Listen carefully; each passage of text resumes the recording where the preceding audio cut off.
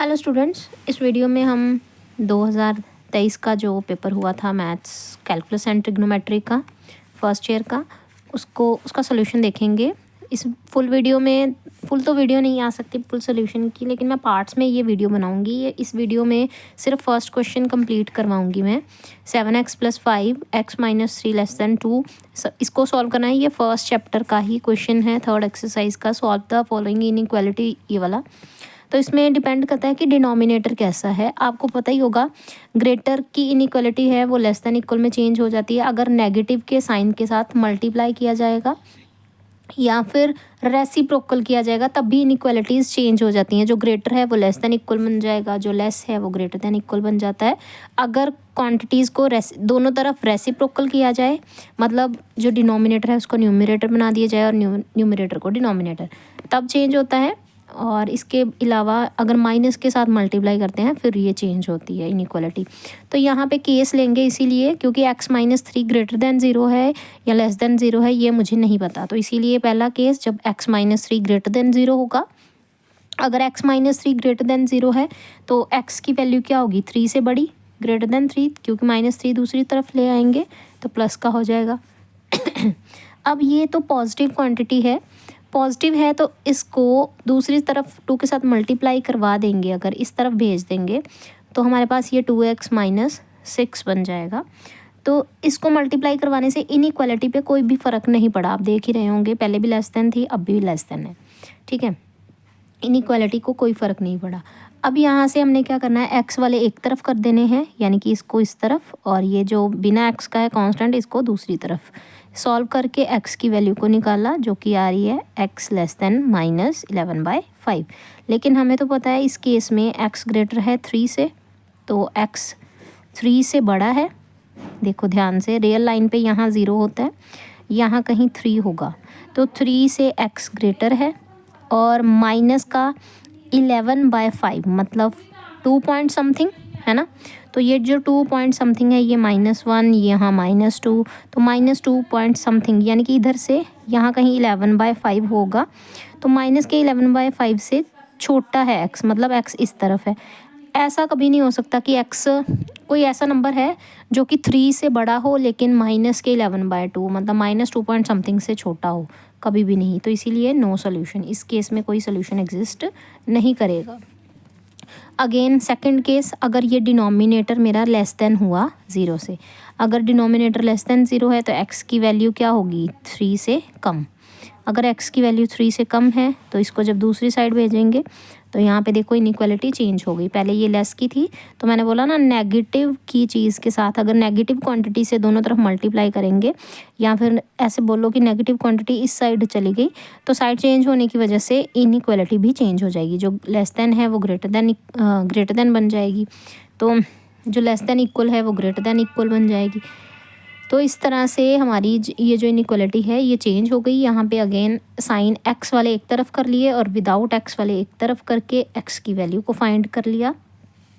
पर हमारा यहाँ पे x जो है वो -11/5 से, -11/5 यहाँ 0 होता है, यहाँ x माइनस का 11/5, तो उससे बड़ा है। x बड़ा है किससे, -11/5 से, ठीक है। पाई क्यों लिख रही हूँ, 11/5 से बड़ा है, और 3 से छोटा है। 3 यहाँ पे होगा कहीं, 1 2 और उसके बाद 3 आता है, तो यहाँ से छोटा।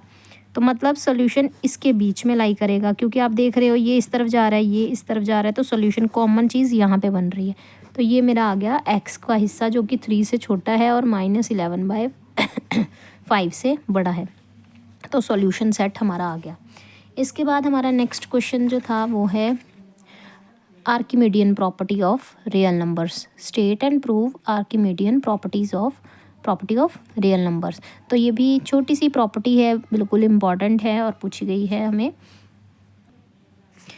नेक्स्ट एक्सरसाइज की प्रॉपर्टीज़ में ही है Archimedean property of real numbers. Archimedean property क्या बोलती है, बिल्कुल सिंपल सर इसका स्टेटमेंट है कि अगर a ग्रेटर देन है 0, मतलब a है एक पॉजिटिव नंबर, ठीक है, a है एक पॉजिटिव नंबर और b है एक real number, any real number, कुछ भी हो सकता है, कोई भी रियल नंबर है ना।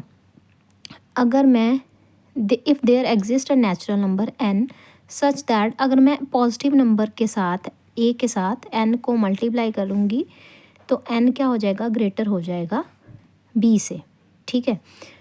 एन जो है ग्रेटर हो जाएगा b से। There exist a natural number, ऐसा नेचुरल नंबर एग्जिस्ट करेगा ही करेगा कि जिसको मल्टीप्लाई करने से a के साथ हमारा n इंटू ए ग्रेटर हो जाएगा b से। मैं बताती हूँ कैसे।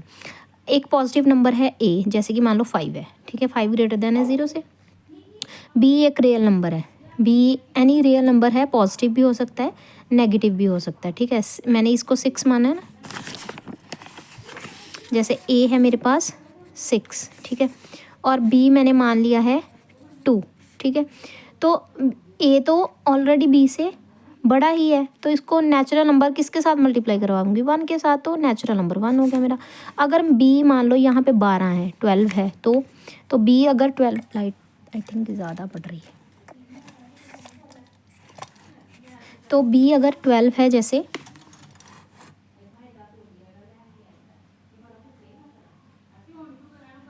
ठीक है, तो अगर a मेरा 6 है और b 12 है, ठीक है, तो यहाँ पे हम a को किसके साथ मल्टीप्लाई करें कि ये b से ज़्यादा हो जाए, तो ऐसा एग्जिस्ट करेगा ही करेगा नेचुरल नंबर। जैसे कि 3 इंटू 6 किया तो 18 बन गया, जो कि b से ग्रेटर है, ठीक है, तो 18 b से ग्रेटर है, तो देयर एग्जिस्ट नेचुरल नंबर 3। इसी तरह से नेगेटिव में भी है, अगर नंबर b अगर नेगेटिव का भी है तो a हमेशा पॉजिटिव है, तो 1 के साथ ही मल्टीप्लाई करने से काम चल जाएगा, है ना। तो मतलब कहने का ये कि हर एक एलिमेंट के लिए a के लिए, ताकि a को b से बड़ा करना है तो ऐसा नेचुरल नंबर उसके साथ मल्टीप्लाई करवा दो जो कि a को मल्टीप्लाई होने से b से बड़ा कर दे, ठीक है, तो ग्रेटर हो जाए। तो b मेरा बिलोंग कर रहा है r को, रियल नंबर को, इधर या तो b मेरा 0 या 0 से छोटा हो सकता है यानी कि नेगेटिव, या फिर b मेरा पॉजिटिव हो सकता है, क्योंकि एनी रियल नंबर कहा है, रियल पॉजिटिव भी होते हैं, रियल नेगेटिव भी होते हैं, है ना, पॉजिटिव भी है, नेगेटिव भी है। तो पहला केस नेगेटिव का, अगर b नेगेटिव का है then n into A greater than b obviously hold करेगा ही करेगा। क्यों? क्योंकि जो खुद नेगेटिव है, जैसे कि b है मेरा -5, ठीक है, और a मेरा पहले से ही उन्होंने बोला पॉजिटिव है तो 1 होगा कम से कम, फिर 2 भी हो सकता है, 3। तो जो पहले ही पॉजिटिव है उसको नेचुरल नंबर 1 के साथ ही मल्टीप्लाई करवा दो। वो तो जिस मर्जी पॉजिटिव नंबर के साथ मल्टीप्लाई करो, वो पहले भी बड़ा था और बाद में भी बड़ा ही रहेगा। तो इसीलिए एन ए ग्रेटर होगा बी से। ये तो ऑलरेडी डिस्कस्ड है हमारे पास, किसके लिए, बी लेस देन वाले के लिए, क्योंकि नेगेटिव वाला तो है। Therefore we discuss the case b greater than 0। हमें सिर्फ क्या करना, डिस्कस करने की ज़रूरत है, ग्रेटर देन 0 की डिस्कस करने की ज़रूरत है, क्योंकि लेस के लिए तो ऑलरेडी तो कॉमन सी बात है, सिंपल, बिल्कुल हम सोच ही सकते हैं कि जो नेगेटिव वाला है वो छोटा होता है और पॉजिटिव वाला ग्रेटर है, उसको और मल्टीप्लाई करने से तो वो बड़ा ही होगा ना। तो हमें सिर्फ डिस्कस करने की ज़रूरत है बी ग्रेटर देन 0। अगर बी भी पॉजिटिव है और ए तो पॉजिटिव है ही है, ठीक है, देन हम सपोज कर लेते हैं कि थ्योरम फॉल्स है, कि ऐसा नहीं हो सकता कि किसी नेचुरल नंबर को मल्टीप्लाई करने से जो है कोई नेचुरल नंबर ऐसा नहीं आ सकता जिसको मल्टीप्लाई करें ए से और बी उससे छोटा हो जाए। तो अगर ऐसा थ्योरम होल्ड नहीं कर रही है तो फिर इसका मतलब एन इंटू ए छोटा होगा बी से, ठीक है, क्योंकि थ्योरम हमने मान लिया फॉल्स है, ठीक है।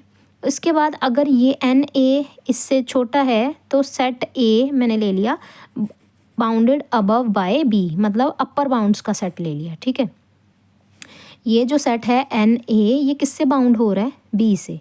तो वो सारे के सारे सेट जो, वो सारी की सारी एन की वैल्यूज़ जिनको पुट करने पे एलिमेंट एन ए जो है वो बी से छोटा रहेगा, उस सेट का नाम ले लिया कैपिटल ए। तो लीस्ट अपर बाउंड जो इसकी है वो है यू।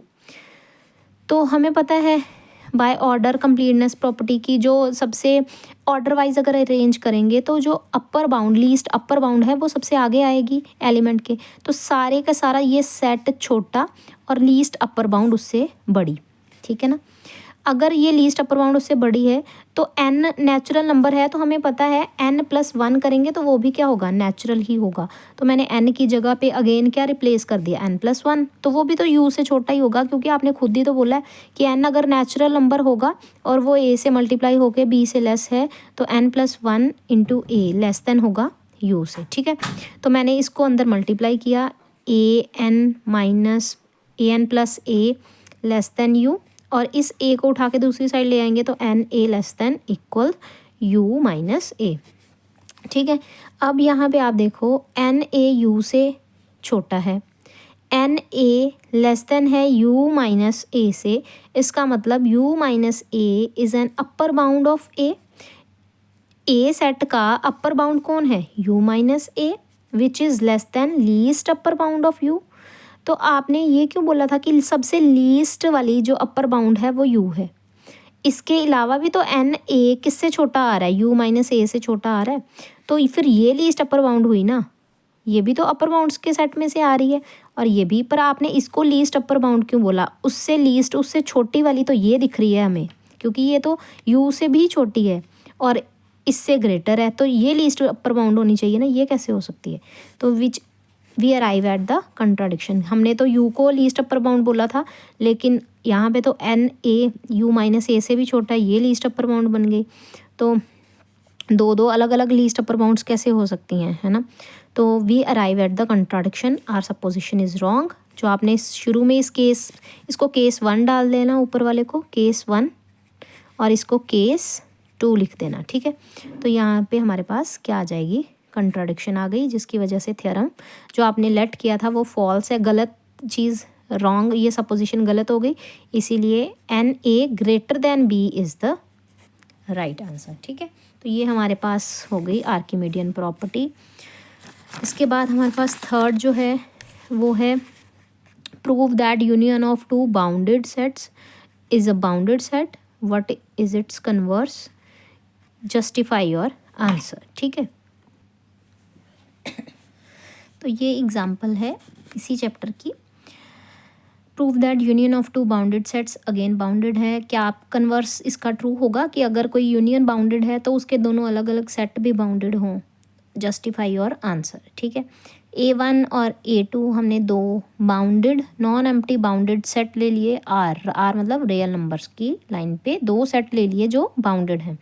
अगर इनकी यूनियन को भी बाउंडेड प्रूव करना है तो A1 खुद बाउंडेड है, तो मतलब इसकी लीस्ट अपर बाउंड और ग्रेटेस्ट लोअर बाउंड और लीस्ट अपर बाउंड एग्जिस्ट कर रही होगी, तो ये बाउंडेड अबव भी होगा और बाउंडेड बिलो भी होगा, यानी कि A1 सेट का हर एक एलिमेंट L1 से बड़ा या इक्वल या U1 से छोटा या इक्वल होगा।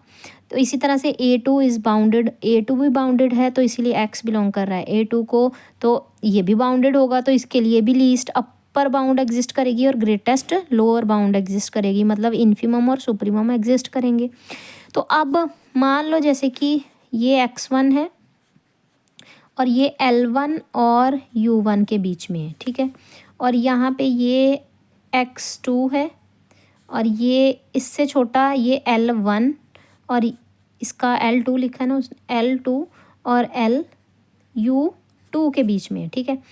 तो यहाँ पे अगर X1 को देखा जाए और X2 दोनों को इकट्ठा देखा जाए तो इनमें से सबसे लीस्ट कौन होगा, सबसे छोटा कौन होगा, L1। ये तो डायग्राम में, क्योंकि मुझे पता है L1 यहाँ पे लिया मैंने, और L2 अगर यहाँ ना लेके इससे भी पीछे ले लेती तो फिर तो L2 आना था। तो मतलब कहने का ये कि X1 और X2 किससे बाउंडेड अबव बाउंडेड बिलो हैं, कि मतलब इसको X1 और X2 दोनों के लिए इकट्ठा करना है क्योंकि यूनियन करनी है। तो यूनियन मतलब दोनों एलिमेंट्स इकट्ठे किससे बड़े हैं, मतलब इन दोनों एलिमेंट्स जिस सेट में से आएंगे उस सेट दोनों को क्लब करके सबसे छोटा एलिमेंट कौन सा बन रहा है। तो यहाँ पे या तो L1 या फिर L2, क्योंकि अगर डायग्राम थोड़ा सा और चेंज करें, अगर X1 यहाँ है, L1 यहाँ लिया और यहाँ पे U1 लिया, ठीक है, और केस क्या हो सकता है कि X यहाँ है, X2 यहाँ है और इसका L2 हो सकता है यहाँ हो और अपर वाला तो इसके आगे ही होगा ना U2 ऐसे। तो हो सकता है L2 सबसे छोटा हो, तो इसीलिए मैंने L लिखा जो कि मिन है। मिन मतलब मिनिमम है L1 और L2, इन दोनों में से जो मिनिमम है वो उठाऊंगी। और सबसे आगे बाउंड करने के लिए हो सकता है U1 इससे भी आगे होता, तो सबसे बड़ा U1 होना था, तो U1 और U2 में से मैक्स उठाऊंगी, ताकि ऐसा इसीलिए करना है ताकि दोनों सेट्स को कवर किया जा सके, X1 के एलिमेंट्स को भी और X2 यानी कि A1 के एलिमेंट्स को भी और A2 के एलिमेंट्स को भी, क्योंकि मुझे यूनियन को कवर करना है। तो L और U के बीच में इसके A1 यूनियन A2 के सारे एलिमेंट्स कवर हो जाएंगे, और इसीलिए X जो कि A1 में से भी आएगा और X अगर A2 में से भी आएगा वो L से बड़ा होगा और U से छोटा होगा, ठीक है, क्योंकि L सबसे छोटा एलिमेंट है और U सबसे बड़ा एलिमेंट है, तो कोई भी रैंडम एलिमेंट सबसे छोटे एलिमेंट से बड़ा होगा और सबसे बड़े एलिमेंट से छोटा होगा। तो इस तरह से ये तो बाउंडेड हो गई, तो union is bounded. Again converse of above theorem is also true, क्योंकि जो सेट खुद यूनियन अगर बाउंडेड है तो छोटे सेट तो उसके जो उसके सब पार्ट्स हैं वो तो बाउंडेड होंगे ही ना। जैसे कि A1 union A2, A1 is the subset of A1 union A2, A2 is also subset of union. Union इकट्ठी चीज़ होती है, इकट्ठा होता है सेट का, है ना, क्लब करना दो सेट्स को। तो उसमें जो छोटा सेट है जो इसका पार्ट है वो तो उसका सबसेट होगा ही ना। तो अगर A1 नॉन एम्प्टी है, A2 नॉन एम्प्टी है और ये सेट अगर बाउंडेड हैं, बंद हैं, आगे से बाउंडेड अबव भी हैं और बाउंडेड बिलो भी हैं, तो ऑब्वियसली ये जो इसके बीच में आएगा वो भी तो बाउंडेड सेट ही होगा ना। तो देन जो नॉट इक्वल्स टू 5 है A2, तो non empty subsets of bounded sets again bounded होते हैं, तो देयरफॉर हमारे A1 A2 भी बाउंडेड होंगे अगर यूनियन बाउंडेड होगी। पहले हमने प्रूव किया कि अगर A1 A2 बाउंडेड हैं तो यूनियन भी बाउंडेड होगी। फिर कन्वर्स में है, अगर A1 A2 बाउंडेड है, A1 यूनियन A2 बाउंडेड है, देन अलग से A1 भी बाउंडेड होगा और A2 भी बाउंडेड होगा। तो ये 5 नंबर में पूछे गए हैं हमें क्वेश्चन। तो पहला पार्ट यहीं पे कंप्लीट होता है।